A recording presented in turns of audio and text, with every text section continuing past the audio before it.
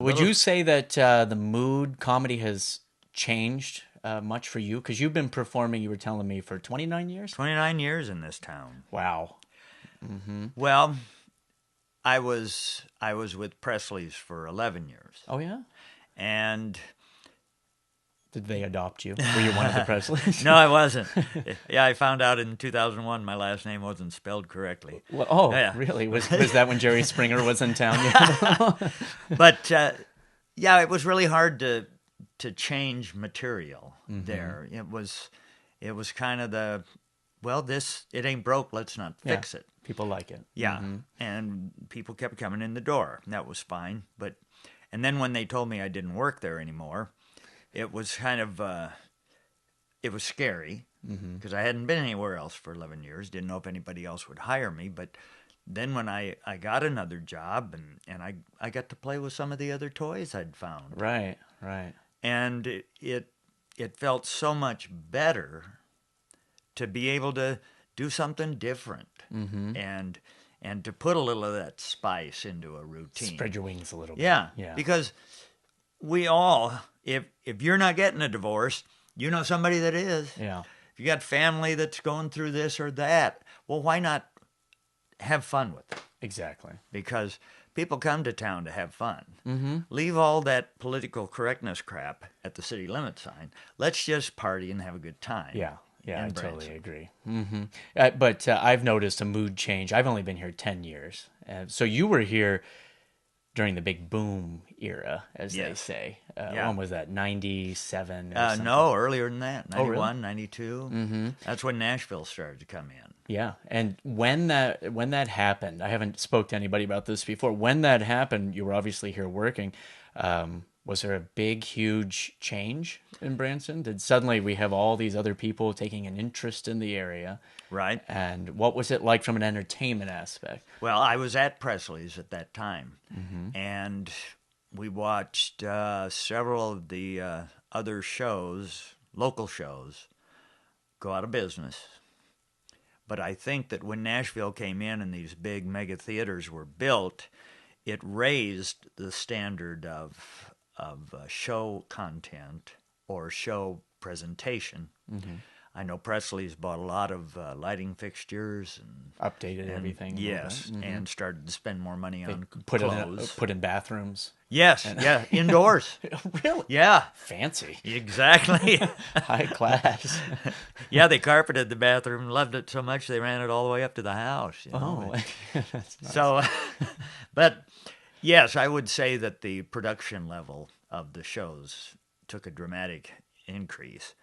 But, when the Foggy River Boys closed up and the Plummer family closed up and Bobolinks and a lot of these local shows just evaporated. Branson became something different then. It was. Yeah. But you could sit on the sidewalk and in 5 minutes probably see 30 different state license plates drive by.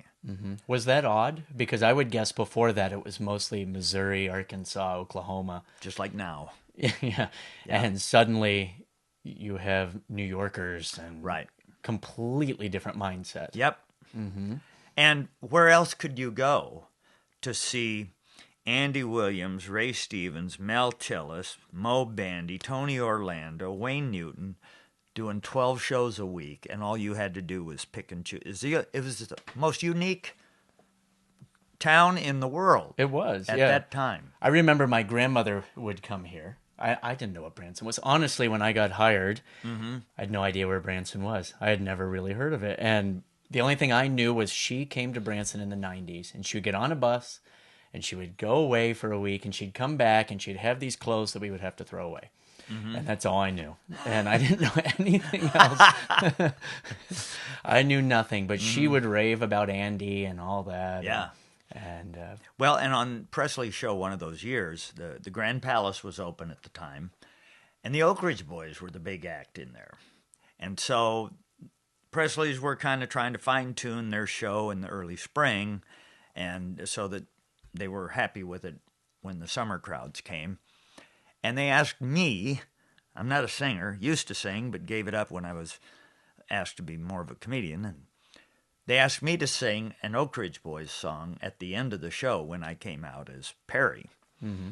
And I said, you want me to out Oak Ridge Boys the Oak Ridge Boys? They're here. They're at the next theater right down the street. That's hilarious. Yeah. And I said, I can't out sing them, but I think I can sell happy. Mm-hmm. And so, you go out there and you bebop and you have a good time and smile at the crowd.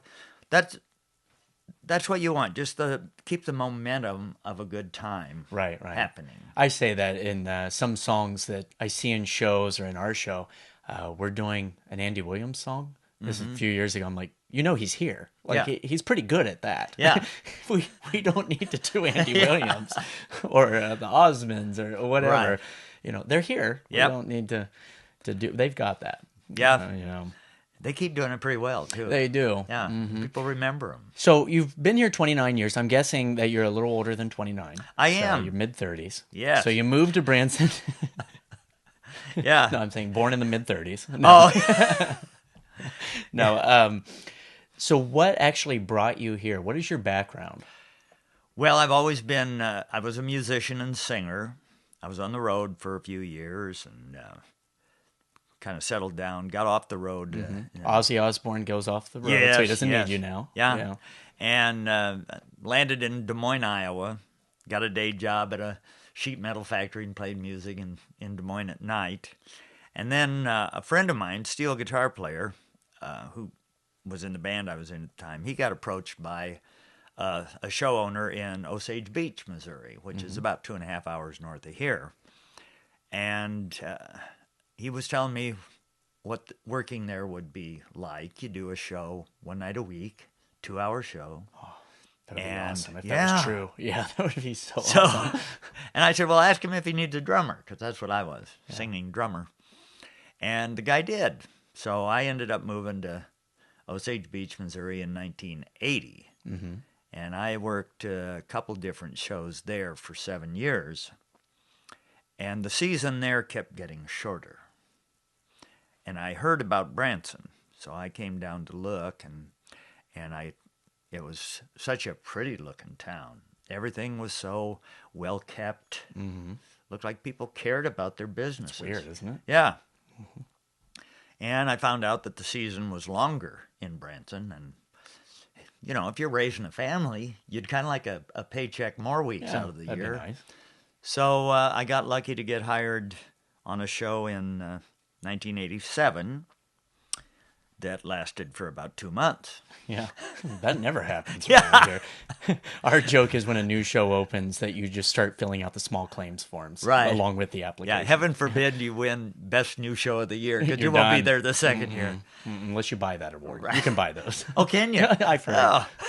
According to the billboards. So then I got hired by the Plummer family in middle of 87, and I was with them till 1990 when they sold the theater.